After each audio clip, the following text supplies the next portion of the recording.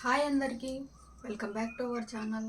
First time మన channel చూస్తున్నట్టయితే channel తప్పకుండా సబ్స్క్రైబ్ చేసుకోండి.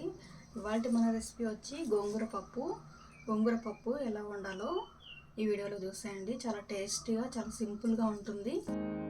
2 గ్లాసుల కందిపప్పును తీసుకోవాలి. కందిపప్పుని 2-3 సార్లు బాగా వాష్ చేసుకొని వాటర్ వేసుకొని బాయిల్ చేసుకోవాలి.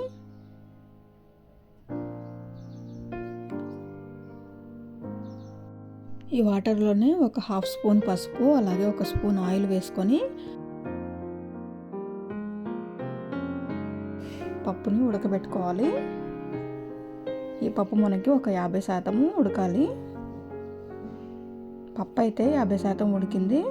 ఇప్పుడు మన కారానికి సరిపడా పచ్చిమిర్చి, అలాగే పొట్టు తీసుకున్నటువంటి వెల్లుల్లిని వేసుకోవాలి. పచ్చిమిర్చిని వేసుకున్న తర్వాత ఒక 10 నిమిషాలు ఉడికించుకోవాలి.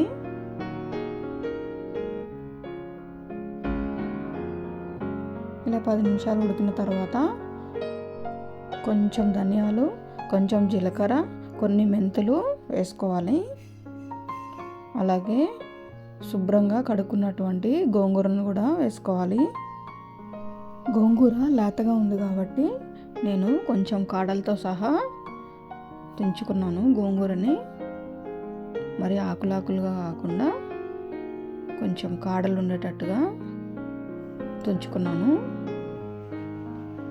మొత్తాన్ని ఇలా కలిపేసుకొని ఒక 10 నిమిషాలు ఉడికించుకోవాలి. వాటర్ సరిపోవు అనుకుంటే ఇంకొక గ్లాసు వాటర్ యాడ్ చేసుకొని పప్పుని ఉడికించుకోవాలి. మనకి గోంగూర అయితే ఉడికిపోయింది. చూసారా, పప్పు అనేది ఇలా ఉడికితే సరిపోతుంది. ఇప్పుడు టేస్ట్కి సరిపడా సాల్ట్ వేసుకొని పప్పుని మెత్తగా రుబ్బుకోవాలి. మరీ మెత్తగా రుబ్బుకోవద్దు.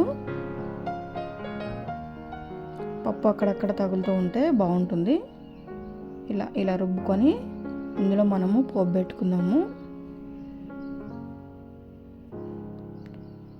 1 స్పూన్ ఆయిల్ వేసుకొని ఆయిల్ వేడైన తర్వాత కొన్ని వెల్లుల్లి, అలాగే జీలకర్ర, ఆవాలు వేసుకోవాలి.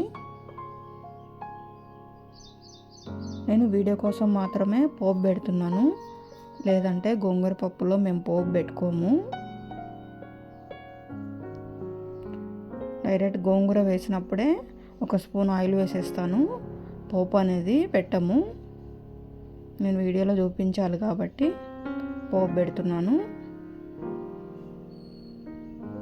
అంతే అండి, గోంగూర పప్పు అనేది రెడీ అయింది. వేడివేడి అన్నంలో ఈ పప్పు వేసుకొని తింటే చాలా బాగుంటుంది. మీకు ఈ వీడియో నచ్చినట్టయితే వీడియోని లైక్ చేయండి, అలాగే షేర్ చేయండి. ఫస్ట్ టైం మన ఛానల్ చూస్తున్నట్టయితే ఛానల్ సబ్స్క్రైబ్ చేసుకోండి.